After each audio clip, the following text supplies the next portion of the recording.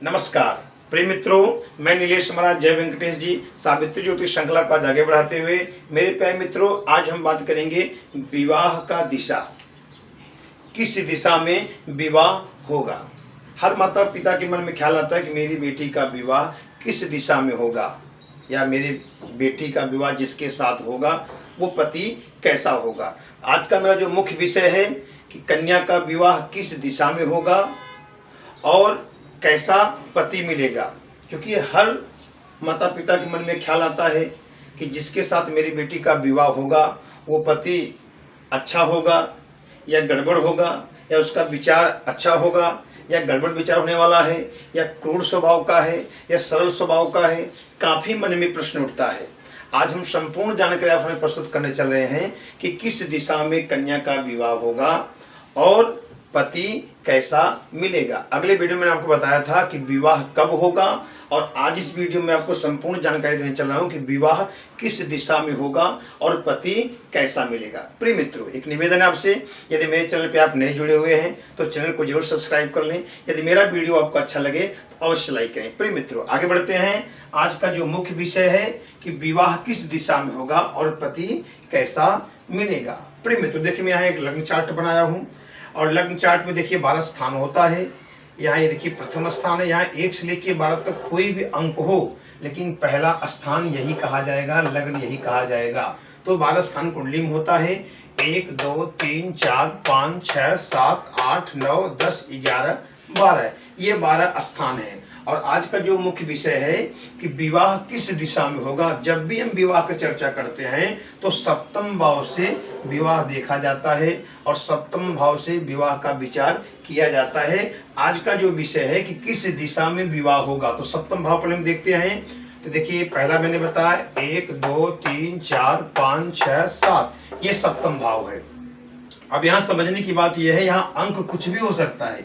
अंक 1 हो सकता है, 2 हो सकता है, 3 हो सकता है, 4 12 से माने 1 से लेके 12 तक कोई भी अंक हो, उस पे नहीं जाना, पर सप्तम स्थान यही कहा जाएगा।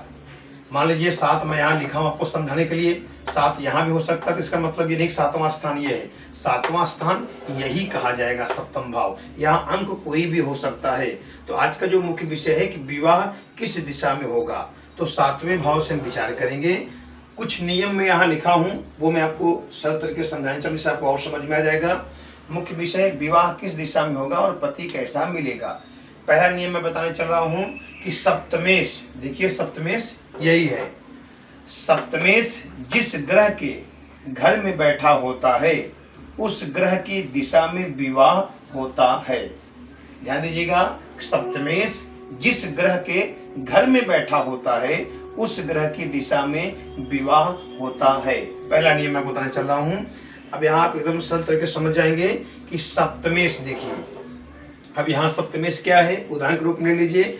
यहाँ देखिए मैं मेष लग्न की कुंडली बनाया हूँ, यहाँ 1 लिखा हूँ, तो यहाँ 1 2 3 4 5 6 7। अब यहाँ सप्तमेश क्या है, 7 है। अब सप्तमेश जिस ग्रह के घर के बैठा हो, मैंने अब यहाँ समझने की बात ये, सप्तमेश का स्वामी हो गया शुक्र। मान लीजिए उदाहरण के रूप में बताने जा रहा हूँ कि 7 अंक यहाँ लिखा है। यदि 7 अंक का स्वामी शुक्र यदि यहीं बैठा हो, सप्तम में बैठा हो, अब आप एकदम समझ जाएंगे कि यहाँ 7 लिखा है, ये हो गया तुला, और तुला के स्वामी हो गए शुक्र। अब यहाँ समझने की बात यह है कि तुला का दिशा, माने देखिए ये जो है तुला राशि जो है, इनका जो दिशा बताया गया है, ये जो है वायु तत्व राशि है और इनका दिशा जो है पश्चिम दिशा है। यदि अपनी कुंडली में आप देखें कि सप्तम भाव में 7 लिखा हो, यानी तुला राशि हो, और वहाँ शुक्र बैठा हो, ऐसे जातक जातिका का विवाह जो है अपने घर से पश्चिम दिशा में होगा। प्रिय मित्र, आगे बढ़ते हैं। मान लीजिए यहाँ 7 लिखा है, अब 7 का स्वामी शुक्र हो गया। मान लीजिए शुक्र कहीं और बैठा हो, आपको उदाहरण के रूप में बता रहा हूँ, मान लीजिए शुक्र यहाँ बैठा हो, ये हो गया 10 अंक यहाँ लिखा है, तो 10 माने हो गया ये मकर राशि हो गया। समझने की बात यही है कि सप्तमेश जहाँ बैठा हो जिस ग्रह के साथ, अब सप्तमेश हो गया तुला, तुला का स्वामी शुक्र माने यहाँ बैठा है। अब यहाँ अंक कितना है, अंक 10 है, यानी हो गया मकर राशि। अब समझने की बात यह है कि मकर राशि जो है ये देखिए पृथ्वी तत्व राशि है और इनका जो दिशा है ये दक्षिण दिशा राशि है, ये दक्षिण दिशा के मालिक हैं। तो जिसका भी सप्तम भाव में कुंडली देखें, यदि 7 अंक का जो यहाँ 7 लिखा है इसके स्वामी शुक्र यदि यहाँ 10 के साथ बैठे अंक जो मैं बताया हूँ, तो ऐसे जातक जातिक का विवाह जो है दक्षिण दिशा में अवश्य होगा। प्रिय मित्रों आगे बढ़ते हैं। मान लीजिए यहाँ मैं 7 उदाहरण के लिए लिखा हूँ, कोई भी अंक यहाँ हो सकता है, आपको समझाने के लिए मैं बता रहा हूँ। मान लीजिए मैं यहाँ थोड़ा चेंज कर रहा हूँ, मान लीजिए यहाँ 2 लिख दे रहा हूँ, ये हो गया वृषभ। वृषभ के स्वामी हो गए शुक्र। अब वृषभ के स्वामी शुक्र कहीं भी बैठे हों, मान लीजिए यहाँ 2 अंक लिखा है, अब इसके स्वामी शुक्र ही तो हो गया। अब शुक्र मान लीजिए यहाँ आके बैठ गए हों, अब यहाँ देखिए अंक क्या है, 9 अंक है। समझने की बात यही है। अब 9 अंक यहाँ लिखा है तो 9 माने हो गया, 9वां माने हो गया धनु राशि हो गया। अब सप्तमेश जो है शुक्र जाकर के धनु के साथ बैठा है, तो ये 9 माने हो गए अग्नि तत्व राशि और इनका दिशा जो हो गया पूर्व दिशा हो गया। तो ऐसे जातक जातक की कुंडली में यदि ऐसा देखा जाए कि सप्तमेश जाकर के जो 2 लिखा है यदि इसका शुक्र धनु के साथ बैठे हों तो पूर्व दिशा में विवाह होना ही होना है। और आगे बढ़ते हैं। मान लीजिए यहाँ कोई और अंक हम लिख दे रहे हैं, यहाँ हम 5। समझने के लिए आपको बता रहा हूँ, यहाँ 1 से लेकर 12 तक कोई भी अंक हो सकता है। जैसे मान लीजिए 5 अंक है, खाली समझना ये है कि 5 अंक का स्वामी यदि सूर्य मान लीजिए 5 लिखा है, सूर्य मान लीजिए यदि यही हो तो 5 कहाँ के जो है 5 जो है अग्नि तत्व राशि है, ये सिंह राशि है और इनका दिशा जो है पूर्व है। यदि 5 अंक किसी के यहाँ लिखा हो तो इसके स्वामी हो गए सूर्य, और सूर्य यदि इनके 7 में बैठे हो सप्तम में तो पूर्व दिशा में विवाह होगा। मान लीजिए 5 यहाँ लिखा है, इसके स्वामी सूर्य मान लीजिए यहाँ बैठे हों, समझाने के लिए आपको 3 लिखा गया है। तो देखिए ये जो राशि हो गया 3 जो है मिथुन राशि है और ये जो है वायु तत्व राशि है और इनका दिशा जो है पश्चिम दिशा है। तो जिसका भी सप्तम में 5 लिखा हो गया और सूर्य कहाँ बैठा है ये देखना है, सप्तमेश का स्वामी सूर्य यहाँ बैठा है, तो ऐसे जातक जातिक का विवाह जो है पश्चिम दिशा में होता है। प्रिय मित्रों आगे बताने चल रहे हैं कि मान लीजिए यहाँ 5 लिखा है, अब 5 का स्वामी सूर्य हो गया। अब सूर्य मान लीजिए यहाँ बैठा है, एग्जाम्पल लेते हैं, यहाँ 4 अंक लिखा गया है। अब मान लीजिए सूर्य यहाँ बैठा दे रहे हैं, सप्तमेश का सिंह का स्वामी सूर्य आकर के यहाँ बैठा है कर्क के साथ। अब देखिए 4 अंक का मतलब हो गया कर्क राशि। अब कर्क राशि जो है ये जल तत्व राशि है और कर्क राशि का जो है ये दिशा जो बताया गया है ये उत्तर दिशा है। तो ऐसे जातक जातिक का विवाह जो है उत्तर दिशा में विवाह अवश्य होगा। प्रिय मित्रों आप समझ गए कि सप्तमेश सप्तम भाव का स्वामी किस ग्रह के साथ बैठा है और जिस ग्रह के साथ बैठा होगा उसी दिशा में विवाह होगा। प्रिय मित्रों दूसरा नियम बताने चल रहे हैं कि शुक्र से 7वें स्थान का स्वामी जिस स्थान का स्वामी अधिपति होता है उसी दिशा में कन्या का विवाह होता है।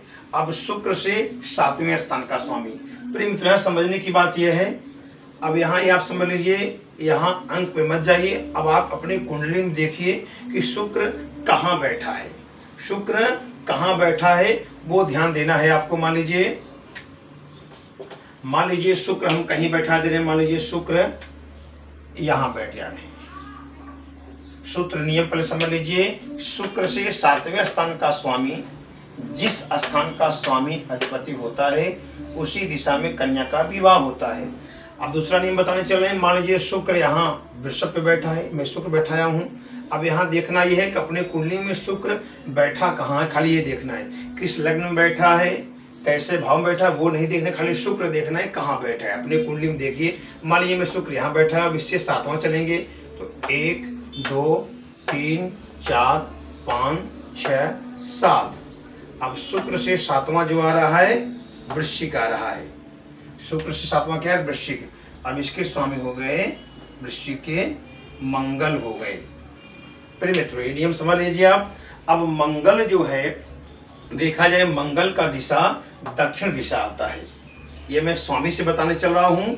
दूसरा नियम, शुक्र से 7वां जो भी अंक आता हो उस अंक के स्वामी, तो यहाँ से गिनेंगे 1 2 3 4 5 6 7, तो यहाँ देखिए 8वां अंक आया, ये हो गया वृश्चिक राशि। अब वृश्चिक का समय हो गया मंगल, और मंगल की दिशा जो बताया गया है दक्षिण दिशा, तो ऐसे जातक जाति का विवाह जो है दक्षिण दिशा में होगा।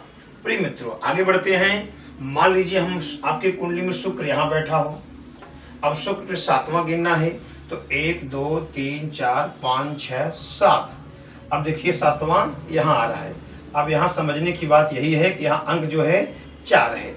अब आप समझ लीजिए कि 4 अंक जो है इसके स्वामी कौन हो गए, 4 अंक के स्वामी चंद्रमा होते, क्योंकि ये कर्क राशि है। नियम वही लगेगा, शुक्र से 7वां गिनेंगे तो कर्क राशि हुआ, और कर्क राशि के स्वामी चंद्रमा हुए। और चंद्रमा किस दिशा के मालिक हैं, माने समझ लीजिए कि पश्चिम और जो है उत्तर के मालिक माने हो गए वायव्य कोण के मालिक। तो ऐसे जातक जातिका का जो विवाह होगा इनके स्वामी देखिए चंद्रमा हो गए, माने आपका पश्चिम और उत्तर दिशा में विवाह अवश्य होगा। प्रिय मित्र, देखिए मैं नियम भी लिखा हूँ ग्रहों का। देखिए सूर्य जो होते हैं, देखिए मैं आपको आकार बनाया हूँ, ये देखिए पूर्व, पश्चिम, दक्षिण और उत्तर।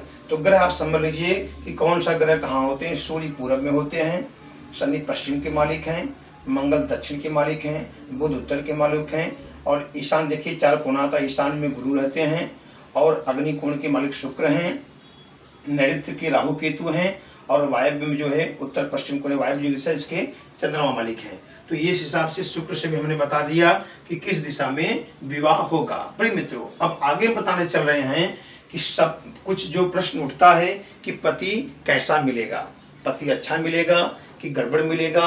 हर कन्या के मन में प्रश्न आता है कि मेरे पति कहीं नशा करने वाला तो नहीं होगा, क्रोध करने वाला तो नहीं होगा, गुस्सा करने वाला तो नहीं होगा। आज वो भी हम संपूर्ण जानकारी सामने प्रस्तुत करने चले। प्रिय मित्रों, यहाँ के नियम लिखा हूँ कि यदि सप्तम भाव में अगर शुभ ग्रह हो, शुभ ग्रह कौन से हैं, चंद्र बुध गुरु शुक्र हो, या सप्तम घर पर इन शुभ ग्रहों की दृष्टि हो तो पति सुंदर मिलता है, योग्य मिलता है, सुशील मिलता है, भाग्यवान मिलता है। अब सप्तम देख लीजिए, सप्तम स्थान यहाँ है। अब सप्तम स्थान में आपको समझने के लिए और बता रहा हूँ कि यहाँ कोई भी अंक हो, अंक पे आप मत जाइए।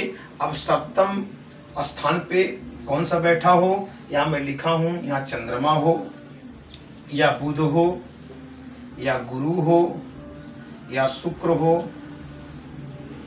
चंद्र बुध गुरु शुक्र, यदि यहाँ सप्तम आपने कुंडली में देखिए, जब लड़के की कुंडली आप देखें, यदि लड़के की कुंडली में सप्तम भाव में चंद्रमा बुध गुरु शुक्र हो तो आंख मूंद करके विवाह कर सकते हैं।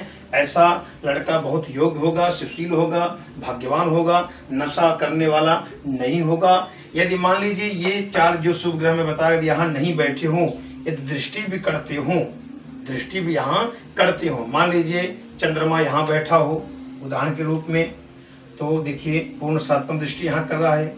मान लीजिए बुध हो सकता है, बुध यहाँ हो तो 1 2 3 4 5 6 7 सप्तम दृष्टि किया।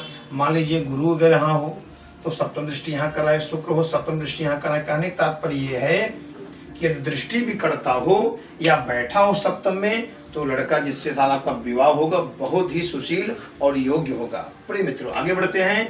मान लीजिए यदि अशुभ ग्रह सप्तम में बैठा हो, अब यहाँ यही विचार करना है कि सप्तम भाव यही है, अगर सप्तम घर में पापी ग्रह हो, जैसे सूर्य मंगल शनि राहु केतु बैठा हो।